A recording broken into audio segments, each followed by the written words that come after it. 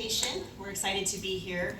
And I would like to just take a moment and introduce myself. My husband, Jay, and I have been living in this district for 17 years. We've been raising 7 children here. We now have 3 grandchildren. That's 4 generations of St. John's that care very deeply about what's happening in the district here, but we also care very deeply about what's happening in our nation.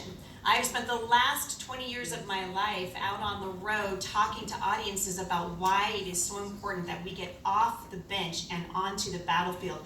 This nation is the greatest nation on the face of the earth. It is worth fighting for, and I am so thrilled to see so many of you here tonight, because what it says to us, I know to the gentleman up here with me as well, is that you are ready to engage in the battle. The left is trying to take our nation off of a cliff. We are staring socialism in the face right now. We are staring Marxism and even communism, and we must do everything that we can in our power to stand against it. We are watching the left take aim right now directly at your ability to have a free and fair election.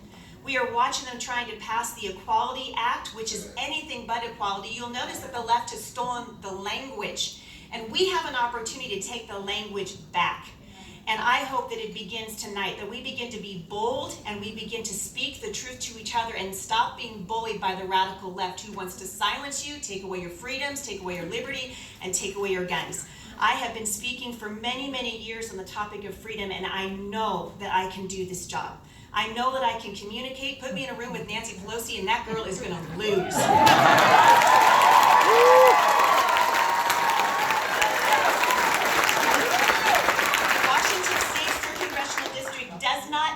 Another representative to go to Washington, D.C. and be a wallflower. Jamie Herrera Butler, who I have supported in financially and every other way for the last 10 years, has left a very small footprint.